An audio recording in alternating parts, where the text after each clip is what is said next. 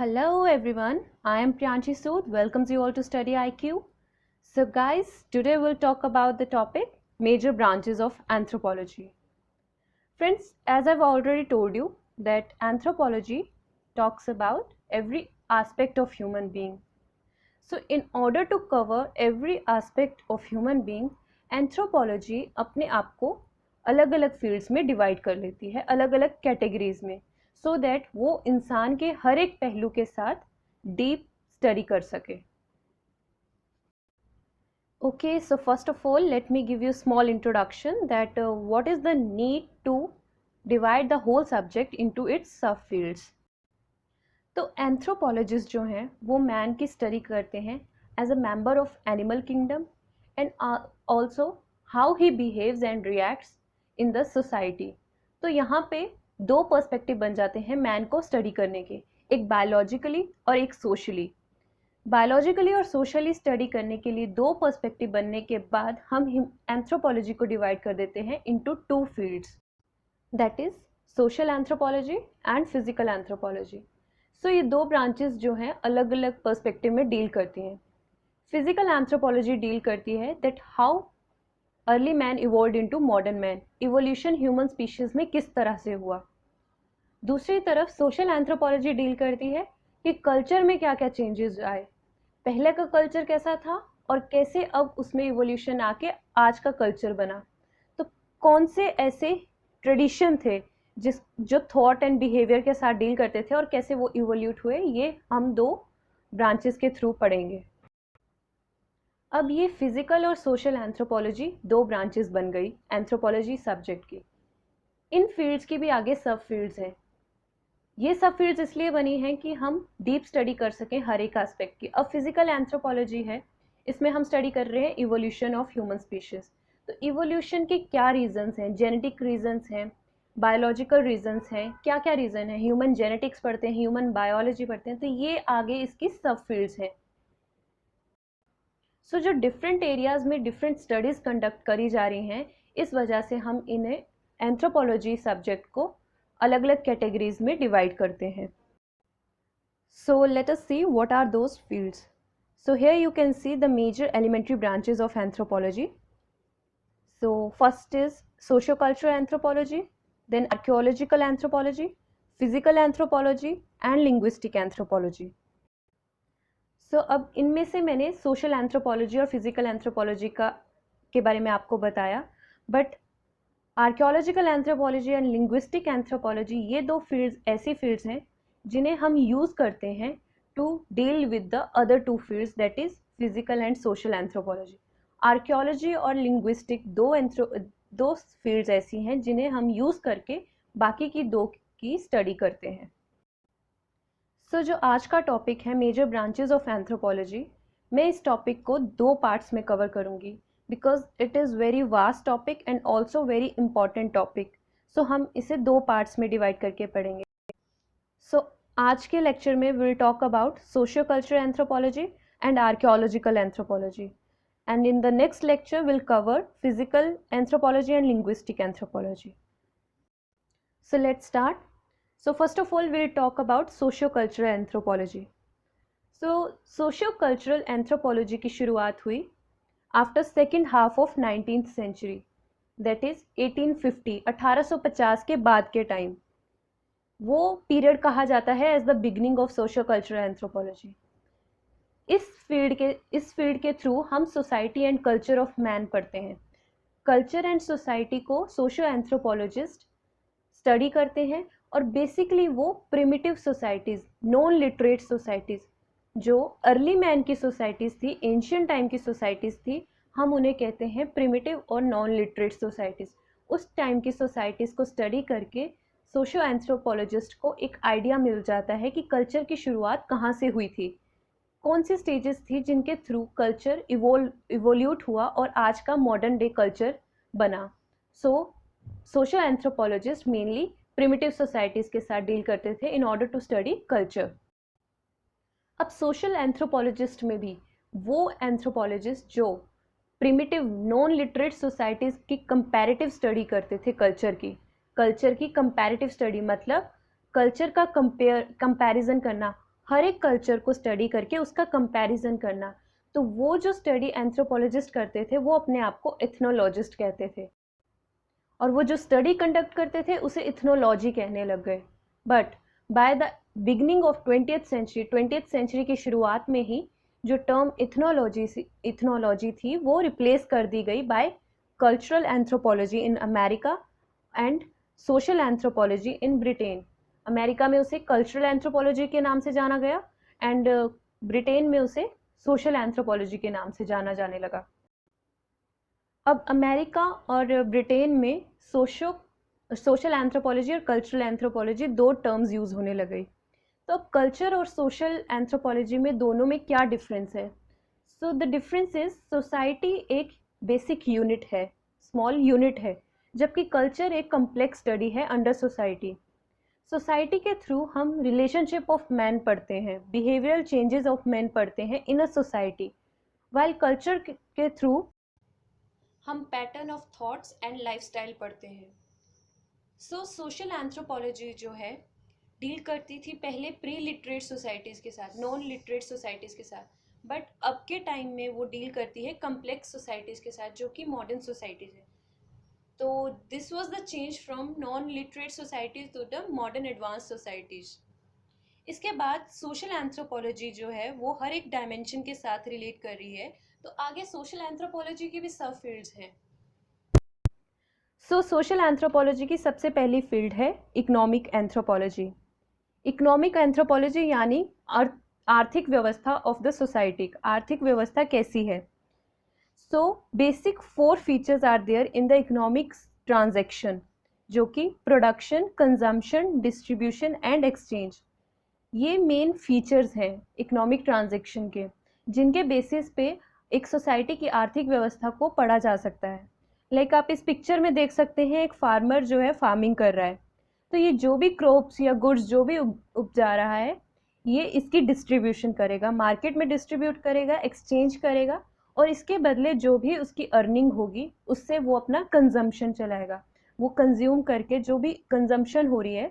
तो these are the production, consumption, distribution and exchange, these are the main features of the economic transaction of the society.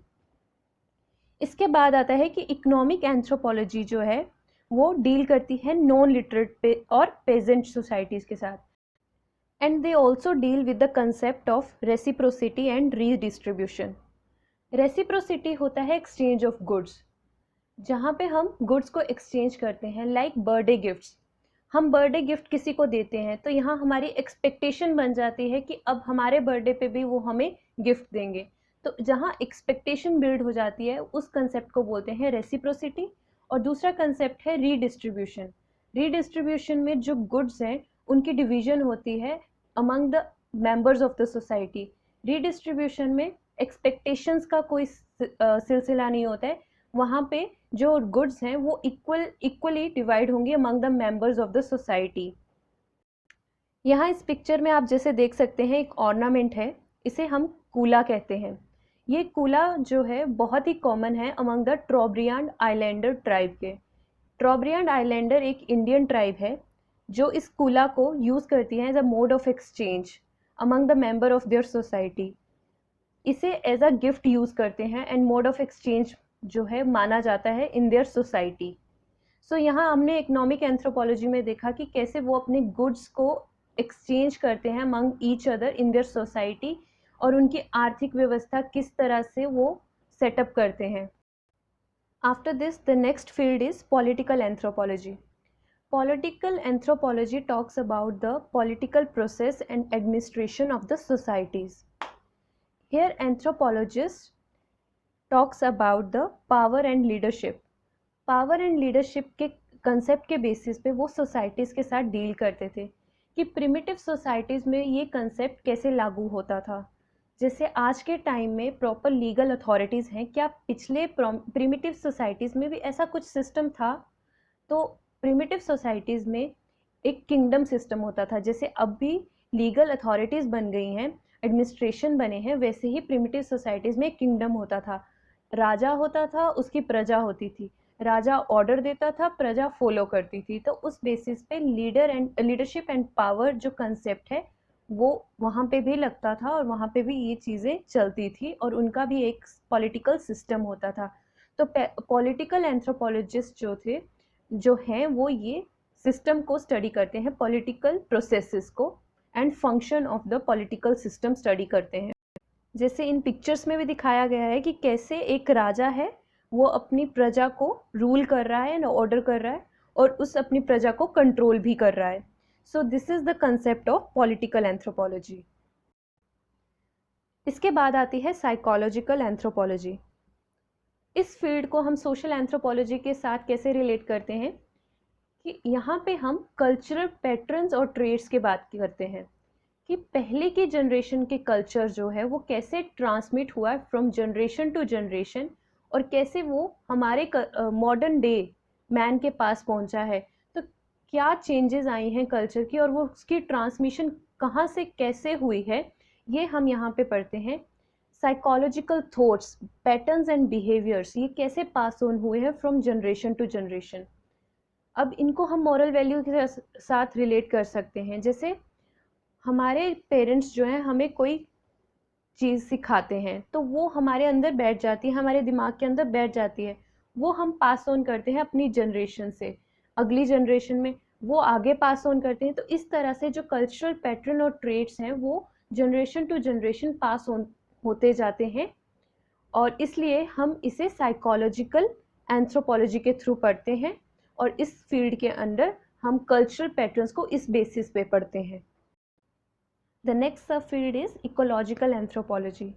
Ecological anthropology Stewart के through first time express की गई थी इन 1930 और उन्होंने France boys नाम के social anthropologist के work के बेसिस पे ये फील्ड को अराइज किया था। इकोलॉजिकल एंथ्रोपोलॉजी में हम इंटरैक्शन ऑफ ऑर्गेनिज्म, मैन का इंटरैक्शन देखते हैं एनवायरनमेंट के साथ, दैट इज बायोटिक और एबायोटिक कंपोनेंट्स दोनों के साथ।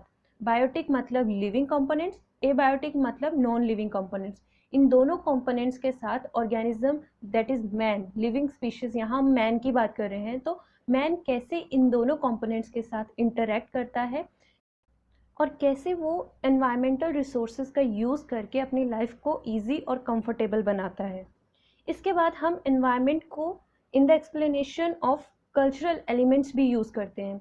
अब यहाँ पे कल्चरल एलिमेंट्स की बात की तो कल्चरल एलिमेंट्स में कि एनवायरमेंटल रिसोर्सेज जैसे पानी है, पेड़ है। अब मान लीजिए एग्जांपल लेते हैं पेड़ का, पीपल के पेड़ को लोग पूजते हैं, वो यूज़ करते हैं एज ए कल्चरल एलिमेंट। तो यहाँ पे इन्वायरमेंटल रिसोर्स को एज ए कल्चरल एलिमेंट लिया जाता है, उसकी पूजा की जाती है और मान्यता है बहुत सी लोगों की उसके साथ जुड़ी हुई। तो ये इन्वायरमेंट का कल्चरल एलिमेंट के साथ रिलेशन है, इसको भी स्टडी करते हैं। इसके बाद एनवायरनमेंट और ह्यूमन का जो रिलेशन है और influence of environment on human life, इसको स्टडी करने के लिए एनवायरनमेंट के दो फैक्टर्स को हम स्टडी करते हैं, that is determinism and possibilism. ये दो फैक्टर्स ऐसे हैं जिनके बेसिस पे हम relation, in fact influence of environment पढ़ते हैं on the life of human being. Now what do we mean by these two factors, that is determinism and possibilism. So determinism एक ऐसा फैक्टर है, ये फैक्टर जो है मार्शल साहलिन्स नाम के एनवायरमेंटलिस्ट के द्वारा दिया गया है। इनका कहना है कि डिटर्मिनिज्म में एनवायरनमेंट जो है कुछ लिमिटेशंस सेट कर देता है जो कि रिस्ट्रिक्ट करता है इंसान को to accomplish his goals. These are the certain limitations that are set by environment that restricts man to accomplish his goals. जैसे for example humans can't breathe under water for a long period of time. तो पानी के अंदर अगर इंसान ज़्यादा देर तक अगर सांस नहीं ले पा रहा है तो ये एक लिमिटेशन है कि वो उससे आगे नहीं बढ़ सकता है। तो this limitation is set to restrict man to accomplish his goal. So this is determinism. इसके ऑपोजिट है possibilism, when mankind can accomplish their goals by the aid of environmental resources. Environmental resources जो हैं उनकी help से जब इंसान अपने goals को फुलफिल कर पाता है तो वो फैक्टर जो है पॉसिबिलिज्म कहा जाता है। For example tools, equipments. अब एनवायरमेंटल रिसोर्सेज जैसे वुड है, इससे हम टूल्स बनाते हैं, स्टोन है, इससे हम स्टोन टूल्स बनाते हैं। तो ये जो टूल्स हैं ये हमें यूजफुल हैं, हेल्पफुल हैं to accomplish our goals. So these are the two factors that we use that are set by environment to fulfill and to make our life easy and comfortable. So in this way we studied here that environment has a great influence on the human societies. इसके बाद आती है ethno archaeology. Ethno archaeology सब field जो है वो दो words के कॉम्बिनेशन से बनी है, ethnic and archaeology. Ethnic term का मतलब है common cultural characteristic, whereas archaeology का मतलब है to reconstruct historical cultural traits that no longer exist. Cultural traits का हिस्टोरिकल रिकन्स्ट्रक्शन, जो पुराने टाइम के कल्चरल ट्रेट्स हैं उनको रिकन्स्ट्रक्ट करना, जो अब के टाइम में एग्जिस्ट भी नहीं करते हैं उनको रिकन्स्ट्रक्ट करना। So ethno archaeology is an important sub field of social anthropology. Ancient cultural traits को पढ़ना ही सोशल एंथ्रोपोलॉजी की मेन स्ट्रेटेजी है।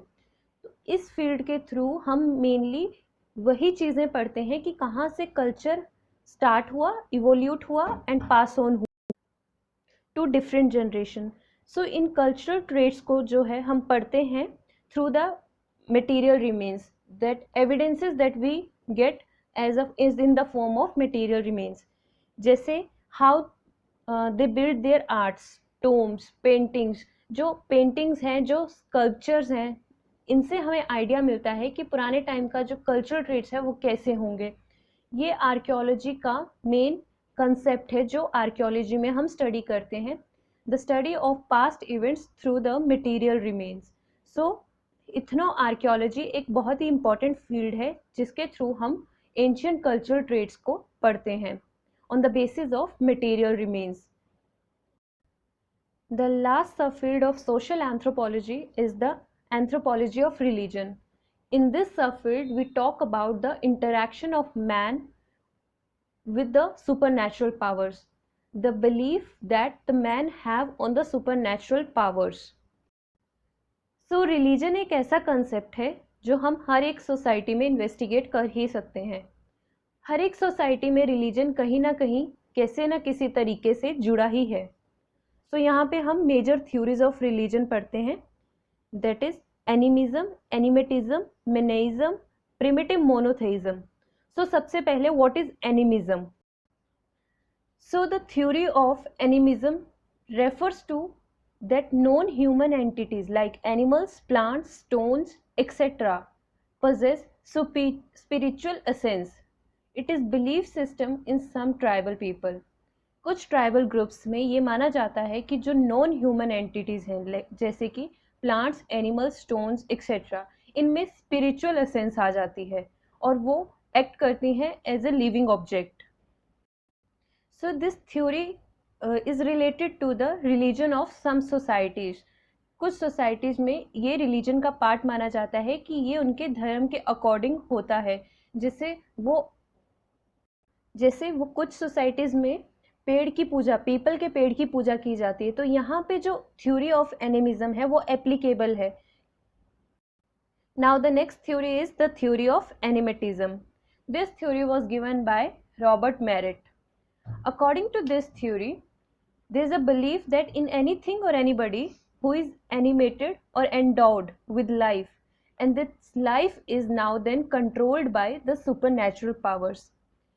इसका मतलब है कि इस थ्योरी के अकॉर्डिंग कि कोई भी जो नॉन लिविंग बॉडी है या लिविंग बॉडी है उसमें लाइफ प्रोवाइड कर दी जाती है और वो जो लाइफ है वो सुपरनैचुरल पावर्स जो हैं वो कंट्रोल करती हैं।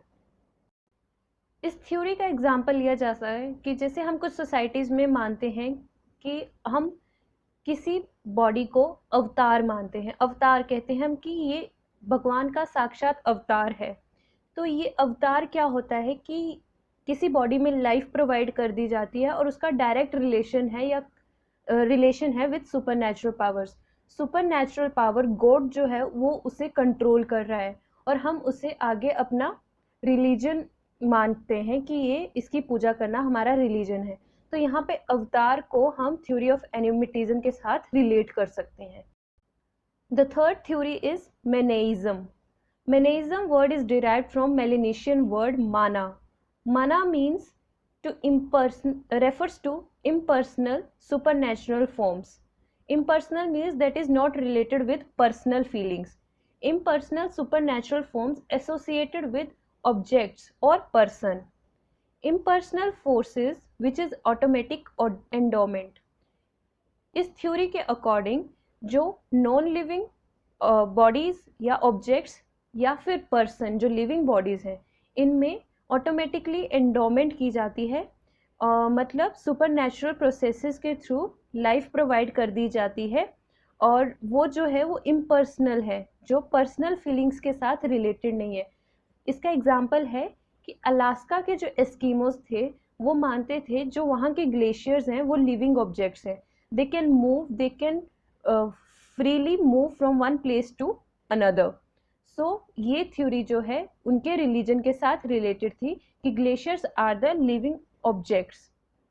So this theory of Manaism is related to religion like this way. Now the last theory is monotheism. Monotheism is the combination of two words. Mono, that is single, theism means god.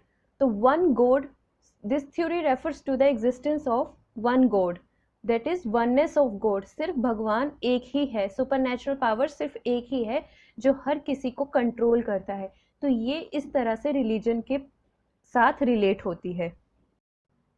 So these were the 4 major theories of religion.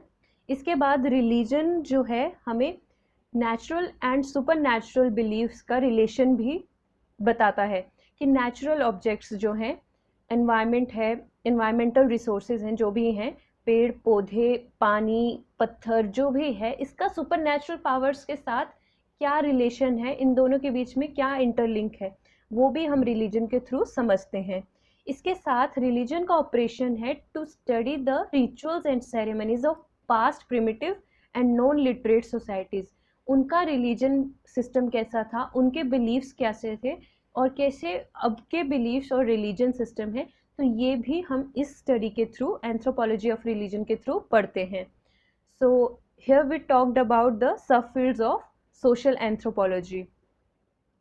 Now the next major field of anthropology is archaeological anthropology.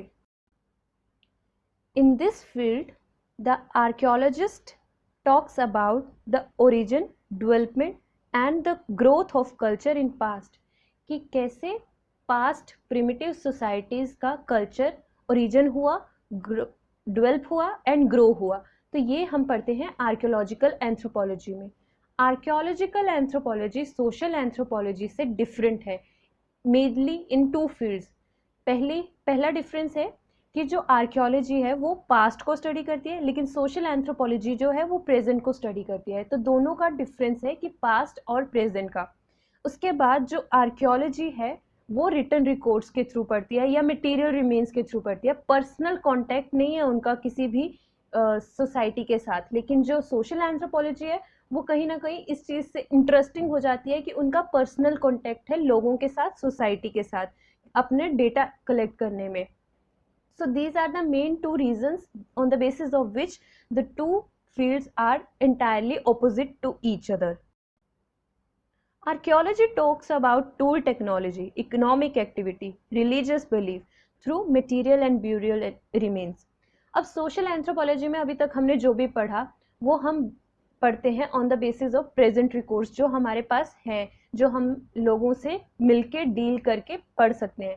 लेकिन archaeology में हम जितनी भी studies करेंगे सब हम material remains के basis पे करेंगे. जो भी एविडेंसेस छूट जाते हैं, पास्ट सोसाइटीज़ के जो छूटे हुए एविडेंसेस हैं, जो मटेरियल रिमेन्स हैं, ऑब्जेक्ट्स हैं, such as pottery, tools, stone tools, paintings, carvings, engravings, जो भी हैं, इनके बेसिस पे हम पढ़ते हैं कि उनका कल्चर कैसा होगा. जो बरियल रिमेन्स हैं, मटेरियल रिमेन्स हैं. अब बरियल रिमेन्स हैं कि डेथ के बाद जो रिमेन्स हैं, जो बचा हुआ जलने के बाद जो बरियल रिमेन्स हैं, उनसे हम उनके रिलीजियस बिलीव्स को स्टडी कर सकते हैं कि क्या क्या उनकी जो सती प्रथा है, जैसे जो पास्ट एंशिएंट कल्चर में फॉलो की जाती थी कि हस्बैंड के मरने के साथ ही हम वाइफ को चाहे जिंदा है वो जला देते थे। ये सती प्रथा हम यहाँ से स्टडी कर सकते हैं from the material and burial remains. So इस तरह से हम और भी, जैसे ये रिलीजियस बिलीफ देख सकते हैं, इस तरह से हम और भी बाकी के इवेंट्स को देख सकते हैं जो कि पुराने कल्चर के साथ रिलेटेड थे on the basis of material remains present in the present scenario. तो ये जो आर्कियोलॉजिकल स्टडीज़ हम करते हैं on the basis of material remains, ये मटेरियल रिमेन्स या ऑब्जेक्ट्स हमें कहाँ से मिल रहे हैं? हमें किसी स्ट्रेटिग्राफिक एविडेंसेस की फॉर्म में मिल रहे हैं। स्ट्रेटिग्राफिक एविडेंसेस का मतलब है कि किसी लैंड के पोर्शन में वहाँ पे हमें लेयर्स में कोई मटेरियल रिमेन मिल रहा है, तो उससे हमें आर्कियोलॉजिस्ट जो हैं ये जियोलॉजिकल प्रोसेसेस के थ्रू, जियोलॉजिस्ट के साथ मिलके जियोलॉजिकल प्रोसेसेस के थ्रू उन मटेरियल रिमेन्स का रिलेशन देखते हैं पास्ट इवेंट्स के साथ, कि पास्ट इवेंट्स के साथ ये मटेरियल रिमेन्स कैसे जुड़े हैं। तो ये स्टडीज़ वो कंडक्ट करते हैं through various geological processes. So जो आर्कियोलॉजिकल स्टडीज़ हैं to reconstruct the past culture, ये बेस्ड हैं जियोलॉजिस्ट एंड जियोग्राफर की स्टडीज़ के बेसिस पे। अब जियोलॉजिस्ट और जियोग्राफर के साथ साथ इन्हें सोशल एंथ्रोपोलॉजिस्ट के साथ भी रिलेट करना होता है, क्योंकि ये कल्चर के बारे में पढ़ते हैं। तो कल्चर सोशल एंथ्रोपोलॉजिस्ट का मेन कंसेप्ट है। पास्ट का कल्चर पढ़ने के लिए वो सोशल एंथ्रोपोलॉजिस्ट के साथ जुड़ के उस स्टडी को कंडक्ट करते हैं through the method of extrapolation. Extrapolation है कि कोई भी स्टडी करना और उसका कंक्लूजन निकालना बाय मेकिंग अजम्पशंस, कि ऐसा भी हो सकता है, ये कल्चर यहाँ से शुरू हुआ है, इस बेसिस पे आगे बढ़ा, और इस पेंटिंग के थ्रू हम ये एज्यूम कर सकते हैं कि उस टाइम पे ये कल्चर चलता होगा, उसके बाद ये चलता हो। तो ये मेथड होता है एक्सट्रापोलेशन, जो वो आर्कियोलॉजिस्ट यूज़ करते थे। अब इन पिक्चर्स में आप देख सकते हो कि यहाँ पे स्केलेटल रिमेन्स हैं। इन रिमेन्स के थ्रू आर्कियोलॉजिस्ट जो पास्ट का, ये ब्यूरियल रिमेन्स जो हैं पास्ट का कल्चर इवेंट्स जो थे वो ट्रेस आउट करते। So through this method of archaeological studies, the material remains are used to trace out the past cultural events. So in today's lecture, we talked about two main branches of anthropology, that is socio-cultural anthropology and its subfields, and also the archaeological anthropology. Now in the next lecture, we'll continue with the other two fields of anthropology, that is physical anthropology and linguistic anthropology. So तब तक के लिए thank you so much and stay tuned.